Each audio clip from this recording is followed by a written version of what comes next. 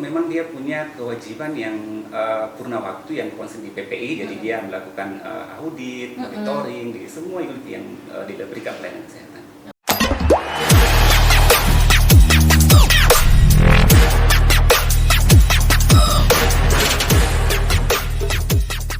Assalamualaikum warahmatullahi wabarakatuh. Selamat pagi Sobat Healthies. Senang sekali rasanya saya Syaputri Indra Dewi bersama dengan instalasi promosi kesehatan dan pemasaran Rumah Sakit Tajudin Halid kembali lagi menyapa Sobat Healthies dalam program Talk and Care. Kami bicara karena kami peduli, maka kami bicara. Sobat Healthies, hari ini kita akan membahas mengenai tema yang sangat menarik, yaitu pencegahan dan pengendalian infeksi, yang selanjutnya disingkat dengan sebutan PPI, di mana upaya untuk mencegah dan meminimalkan terjadinya infeksi pada pasien, petugas, pengunjung, dan masyarakat sekitar fasilitas pelayanan kesehatan, tentunya di Rumah Sakit Tajudin Halid Makassar. Dan Sobat Healthies, kita sudah bersama dengan narasumber kami yang sudah hadir di studio podcast pada pagi hari ini, yaitu Bapak Syahrudin, SKM, Escape Nurse, MMKes. Assalamualaikum warahmatullahi wabarakatuh, selamat pagi Pak. Waalaikumsalam warahmatullahi wabarakatuh, Mbak Putri. Pagi. Luar biasa semangat ya Pak ya? Alhamdulillah, semangat. Pak hari ini adalah perawat ahli Madya Picunicu, Ketua Komite Keperawatan, Case Manager, Konselor HIV, dan Sekretaris Komite PPI di Rumah Sakit Umum Pusat Dr. Tajudin Halid Makassar. Pak, sesuai dengan tema kita hari ini yaitu pencegahan dan pengendalian infeksi atau biasa kita singkat dengan PPI. Siapa saja Pak yang bertanggung jawab dalam mengawasi seluruh kegiatan PPI yang ada di Rumah Sakit Tajudin Halid? Silakan Pak Sahar. Kalau bicara masalah bertanggung jawab, sebenarnya adalah semua orang yang memberikan pelayanan itu wajib untuk bertanggung jawab. Akan tetapi memang ketika kita berbicara masalah suatu organisasi, maka itu harus ada yang menjadi penanggung jawab utama. Dalam hal ini, kalau di rumah sakit itu adalah direktur utama. Ini sebenarnya ada amanat dari Kementerian Kesehatan di Permenkes nomor 27 tahun 2017, akan tetapi secara institusional untuk pelaksanaannya adalah dibentuk Ketua Komite PPI. Dalam hal ini untuk di Tajudin Halid diketuai oleh Dr. Marce Mukung. Oke, baik. Dan Pak Sahar, apakah dokter pernah dilibatkan dalam program-program PPI? Semua pemberi pelayanan kesehatan pasti wajib terlibat. Termasuk diantaranya dokter. Bahkan di Komite PPI ada namanya IPCD. Itu adalah dokter yang memang konsen untuk membahas atau mempunyai tanggung jawab yang terkait masalah PPI. Berarti memang sudah menjurus ya Pak ya, sudah tidak bisa diganggu gugat lagi ya Pak ya. Betul. Oke, baik. Dan selanjutnya, apakah perawat pernah dilatih dan turut bertanggung jawab dalam mengendalikan infeksi di Rumah Sakit Tajudin Halid? Pasti. Perawat salah satu pemberi pelayanan di rumah sakit. Nah, kalau misalnya apakah diberi pelatihan, nah itu adalah menjadi pelatihan wajib yang setiap tahun diupdate untuk semua teman-teman pemberi pelayanan termasuk perawat. Di Komite PPI pun ada namanya IPCN. IPCN ini adalah perawat yang konsen terkait masalah PPI atau pencegahan dan pengendalian infeksi. Oke, berarti ada pelatihan ya Pak ya. Yang pelatihan ini dibekali dalam apa saja Pak? Kalau misalnya untuk IPCN yang ada di kita, kebetulan ada 2 orang saat ini, ada Ibu Mirna dengan ada Ibu Haji Suri, itu memang dia punya kewajiban yang purna waktu yang konsen di PPI, jadi dia melakukan audit, monitoring di semua unit yang diberikan pelayanan kesehatan. Oke, contoh lebih spesifiknya apa Pak? Misalnya, dia follow up turun ke ruangan, dia lihat ke lapangan langsung ya Pak ya? Unit masing-masing pelayanan, jadi dia lihat misalnya, apakah misalnya kepatuhan cuci tangan perawat ini betul atau tidak, apakah misalnya kepatuhan terkait masalah pembuangan sampah, apakah sudah betul atau tidak, itu yang dimonitoring mereka ke masing-masing unit. Oke. Dan apakah setiap unit itu sudah menerapkan hal sedemikian yang telah dilakukan oleh PPI sendiri Pak? Harus sebenarnya, walaupun memang tergantung kesadaran masing-masing teman-teman di layanan, karena walaupun sudah diedukasi, sudah diberikan pelatihan, akan tetapi pasti saya rasa 1-2 orang akan ada yang ketahuan tidak patuh. Tapi bisa kita lihat apa masalahnya. Terkadang kendalanya karena misalnya faktor kesibukan. Tapi sebenarnya untuk bicara masalah PPI, faktor kesibukan itu tidak bisa menjadi alasan. Karena wajib hukumnya untuk diterapkan di masing-masing unit. Oke, sejauh ini Pak dalam memberikan ataupun pembekalan ya Pak ya, pelatihan terhadap semua yang ikut terlibat dalam menerapkan pelayanan kesehatan di Rumah Sakit Tajudin Khalid ini, sejauh ini kendala yang kita temukan Pak di lapangan itu seperti apa? Setelah diberikan pelatihan ya maksudnya, kalau kendalanya ya paling mungkin ketersediaan. Misalnya pada sekitar bulan April kemarin memang ada sedikit terkendala karena misalnya ketersediaan handrat yang terbatas. Kalau ketika misalnya hal itu tidak ada di rumah sakit, maka secara otomatis kepatuhan pasti akan menurun. Kenapa? Karena teman-teman mungkin mau melakukan cuci tangan, tapi karena memang fasilitasnya yang tidak ada ya, mau tidak mau pasti akan ketika diaudit sama teman-teman IPCN pasti angkanya akan menurun. Oke, baik. Tadi Pak Sahar sempat menyinggung yang namanya housekeeping ya Pak ya. Apakah housekeeping ini pernah dilatih mengenai pengendalian infeksi Pak di Rumah Sakit Tajudin Khalid? Oke. Semua orang yang bertugas di Rumah Sakit Tajudin Khalid sebenarnya pasti dilatih, termasuk housekeeping. Jadi ada namanya pelatihan wajib. Pelatihan wajib itu jangan kamu housekeeping, satpam apa semua pasti dibekali pelatihan. Dan itu wajib diupdate setiap tahun. Oke. Berarti sampai sekarang kepatuhan untuk kebersihan itu selalu diterapkan ya Pak ya? Harus. Oke, di setiap ruangan. Setiap ruangan. Nah, di setiap ruangan kan di Rumah Sakit Tajudin Khalid kan berbeda-beda Pak ya. Ada yang memang harus benar-benar steril dan harus memang membutuhkan yang namanya penanganan khusus, apalagi tentang mengenai infeksi. Kalau menurut dari PPI sendiri, apakah perbedaan itu harus diterapkan dan harus dipatuhi oleh setiap housekeeping yang ada di Rumah Sakit Tajudin Khalid? Silakan Pak. Kalau bicara masalah ruang steril, ruang yang tidak steril, sebenarnya gambarannya hanya biasanya karena misalnya penekannya misalnya kayak di OK dengan ruang rawat inap yang lain. Nah, teman-teman yang housekeeping itu sebenarnya sudah kita bekali dari awal bahwa ketika misalnya teman-teman bertugas di daerah ini, maka hal-hal ini yang teman-teman perlu patuhi. Jadi memang sedikit agak berbeda sebenarnya, akan tetapi pada prinsipnya kalau kita bicara masalah PPI, maka formula yang ada yang telah diajarkan kepada mereka itu harusnya sama. Oke, baik. Dan mengenai fasilitas cuci tangan di area pelayanan itu sudah diterapkan nggak Pak untuk setiap area pelayanan yang ada di rumah sakit kita? Kalau saat ini sih menurut saya sudah cukup luar biasa sebenarnya ketersediaan kita. Hanya memang sebenarnya sisa maintenance-nya, misalnya maintenance-nya untuk hand wrap-nya dengan hand wash-nya, tisunya. Tapi kalau misalnya untuk fasilitas dan tanda kutip wastafel itu sudah cukup luar biasa sebenarnya. Oke. Mengenai kewajiban Pak, diwajibkankah kepada seluruh pegawai yang sudah melakukan absensi itu harus mencuci tangan atau mungkin ada memang peraturan di dalam PPI sendiri? Oke, di kita di Komite PPI sebenarnya kan ada namanya kewaspadaan isolasi. Kewaspadaan isolasi itu terbagi dua, ada namanya kewaspadaan standar dan kewaspadaan berdasarkan transmisi. Nah, salah satu poin daripada kewaspadaan standar itu adalah cuci tangan. Nah, cuci tangan ini sebenarnya kalau kita bicara masalah cuci tangan di area pelayanan, maka konsennya adalah ketika kita memberikan pelayanan kepada pasien. Nah, contoh tadi misalnya, apakah wajib kita melakukan cuci tangan pada saat kita selesai absen? Kalau misalnya wajib, sebenarnya bisa kita lakukan dalam tanda kutip, bisa wajib, tetapi ini tidak dalam konteks kewajiban ketika kita memberikan pelayanan. Hanya mungkin karena begini. Salah satu faktor yang bisa menjadi pemicu atau misalnya media untuk menularkan infeksi itu adalah tangan misalnya. Nah, kalau misalnya ngabsen pinjer misalnya itu kan berganti-ganti orangnya. Nah, kalau misalnya setelah dia pinjer wajib, itu sebenarnya diwajibkan, tapi dalam hal ini konteksnya adalah untuk menjaga tidak terinfeksinya petugas yang melakukan absensi, tapi tidak dalam hal ranah tatanan pelayanan kesehatan yang diberikan kepada pasien. Oke, berarti kewajiban itu pada saat mencuci tangan itu diwajibkan pada saat kita sudah melakukan ataupun mengunjungi pasien, seperti itu Pak? Ya, jadi cuci tangan yang di konsennya untuk di Komite PPI adalah memang yang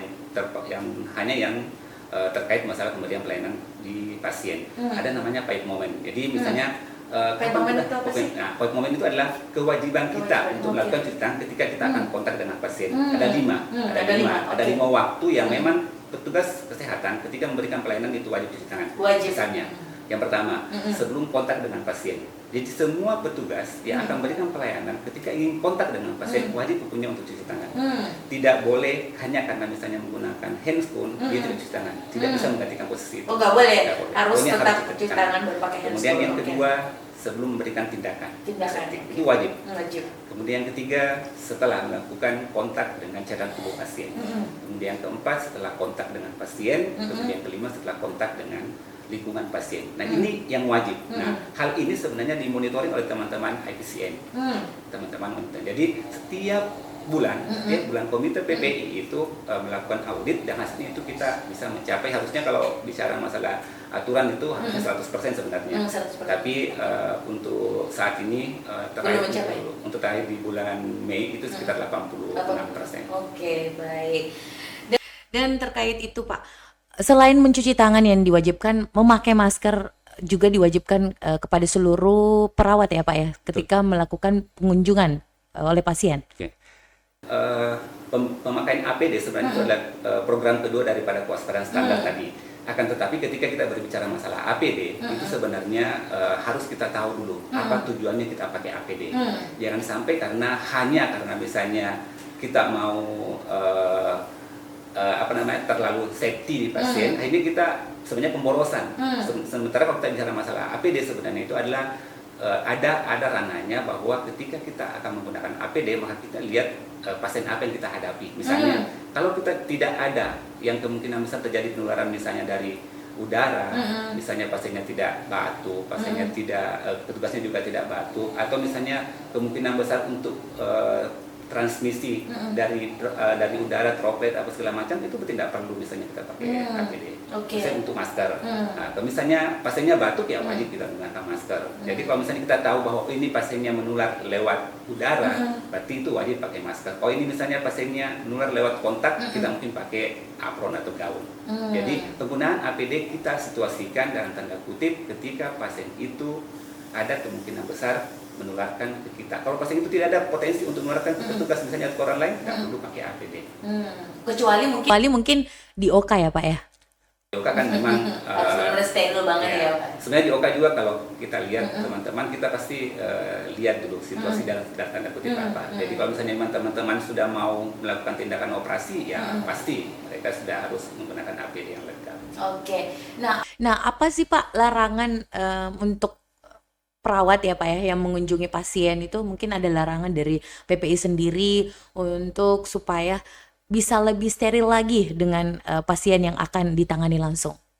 Pengunjung atau keluarga pasien atau keluarga pasien? Oh ya. Sebenarnya setiap rumah sakit saya rasa sudah punya aturan masing-masing ya. Misalnya di kita itu kan waktu besuk dibatasi, misalnya jam 4 sore sampai dengan jam 8 malam. Itu memang sebenarnya sudah perlu sekali dilakukan. Yang pertama karena mungkin kita akan menjaga pasien harus istirahat. Itu yang pertama. Tapi dalam konteks PPI ketika kita berbicara masalah pencegahan dan pengendalian infeksi, yang pertama mungkin kita batasi adalah misalnya anak-anak yang di bawah 12 tahun. Itu kan rentan untuk tertular. Jadi itu sudah menjadi aturan. Kemudian yang kedua, pengunjung ini kan pasti kita tidak bisa prediksi dia dari mana. Kemudian apakah dia punya masalah. Jangan sampai misalnya pengunjung yang datang ini ternyata misalnya pasien yang ternyata dia menderita misalnya penyakit yang bisa menularkan kepada pasien.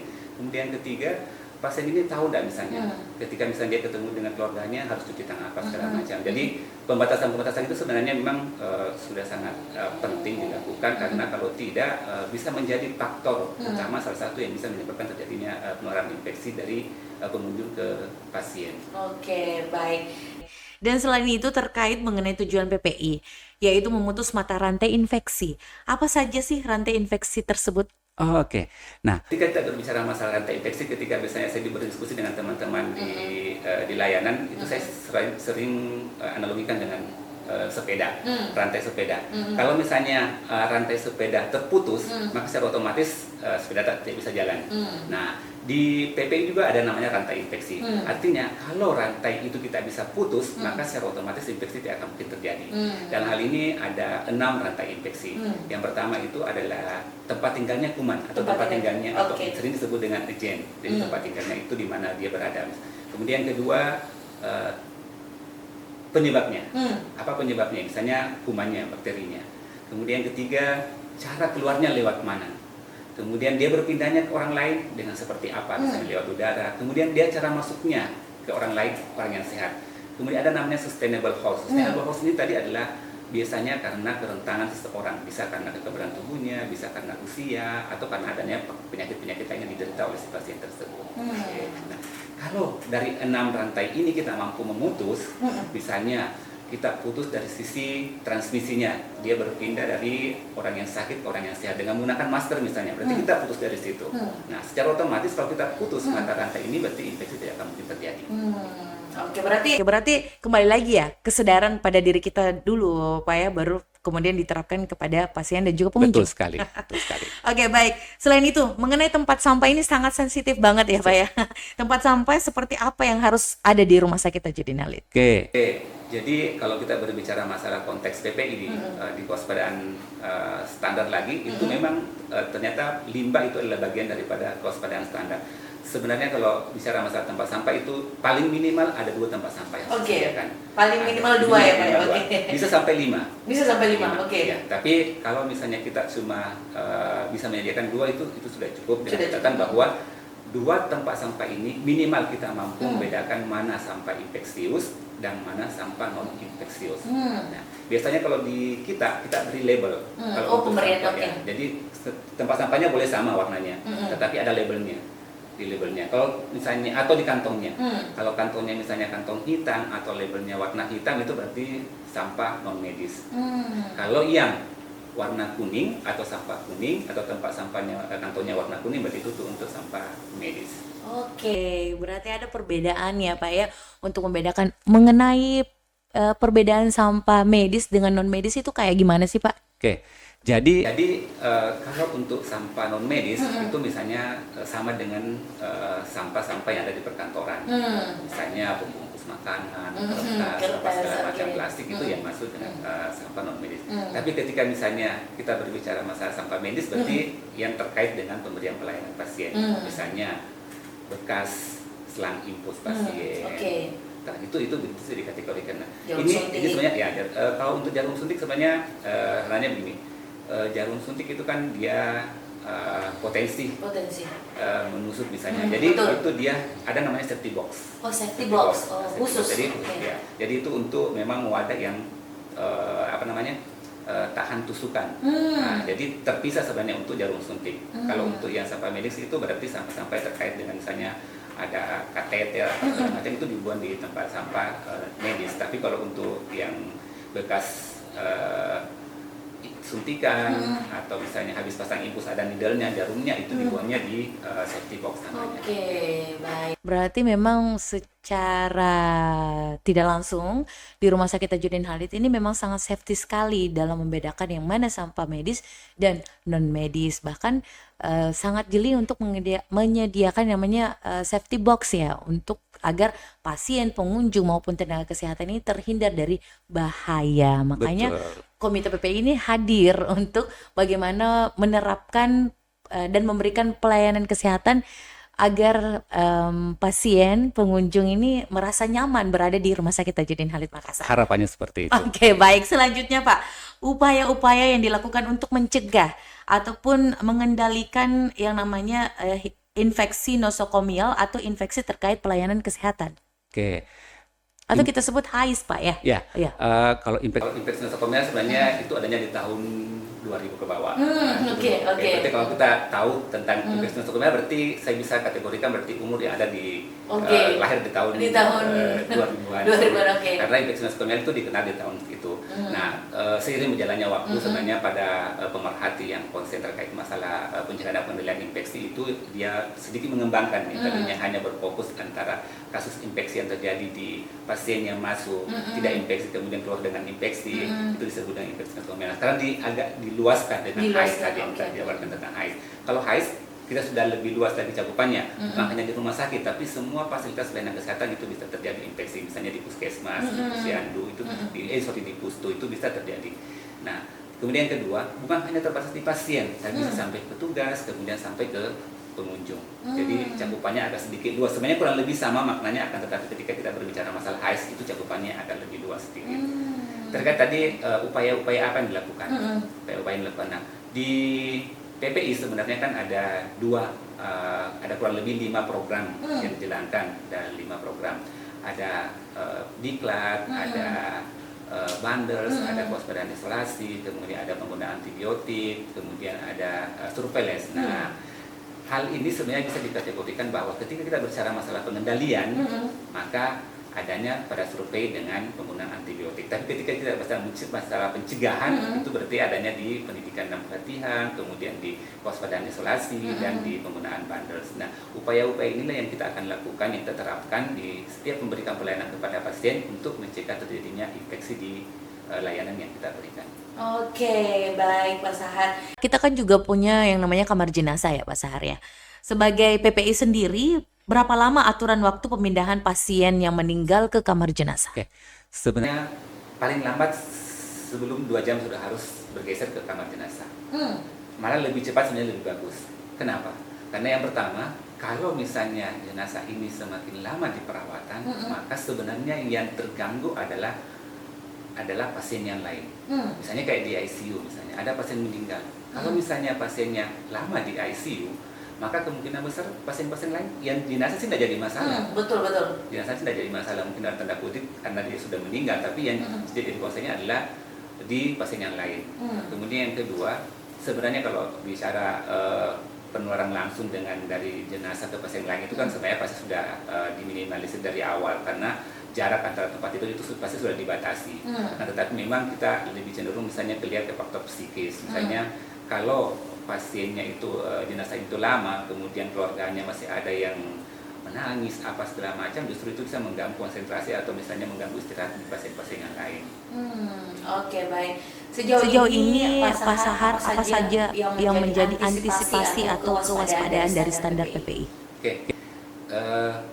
Seperti yang tadi saya jelaskan bahwa kewaspadaan isolasi itu terbagi atas 2, ada kewaspadaan standar dan kewaspadaan berdasarkan transmisi. Nah, kewaspadaan standar ini kurang lebih ada 11 sebenarnya. Nah, di antaranya tadi misalnya cuci tangan, kemudian penggunaan APD, kemudian ada batu efektif, kemudian ada penanganan limbah, itu adalah bagian daripada kewaspadaan standar. Kemudian kalau kewaspadaan berdasarkan transmisi, itu kita lihat dulu, ini infeksinya lewat mana? Apakah dia lewat kontak, apakah lihat droplet atau airborne. Nah, dengan mengetahui bahwa transmisinya lewat kontak, droplet atau airborne, maka tersediaan APD kita pasti sudah bisa ketahui bahwa ketika misalnya kontak, maka ini yang kita sediakan. Oke. Dan pertanyaan terakhir Pak Sahar, apa harapan dari seluruh komite PPI di Rumah Sakit Tajudin Halid untuk menunjang pelayanan kesehatan, fasilitas kesehatan di Rumah Sakit Tajudin Halid? Ketika kita berbicara masalah komite PPI, maka konsen berarti adalah upaya untuk memutus mata rantai infeksi. Ketika kita berbicara masalah memutus mata rantai infeksi, maka focal point-nya adalah ada di program PPI. Ketika kita berbicara masalah program PPI ada 5.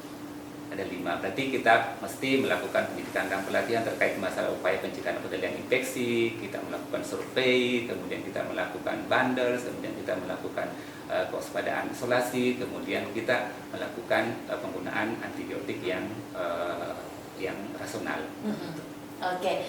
Baik, terima kasih Pak Sahar sudah hadir di tengah-tengah Sobat Healthies untuk memberikan mengenai pencegahan dan pengendalian infeksi yang ada di Rumah Sakit Tajudin Halid, dan ini juga menjadi contoh terbaik untuk pasien dan juga pengunjung ketika berkunjung di Rumah Sakit Tajudin Halid untuk mengetahui dan juga lebih aware lagi, peduli tentang kesehatan, menggunakan masker ketika berada di area lingkungan yang benar-benar sensitif akan terjadi penularan infeksi. Oke, dan Sobat Healthies jangan lupa masukan dan juga saran membantu kami untuk meningkatkan pelayanan di Rumah Sakit Tajudin Halid, UPF BBKPM dan juga UPF BKTM. Saksikan terus programnya kami di Tor and Cat. Kami bicara karena kami peduli. Kami peduli, maka kami bicara. Sampai jumpa Sobat Healthies. Dadah. Dadah.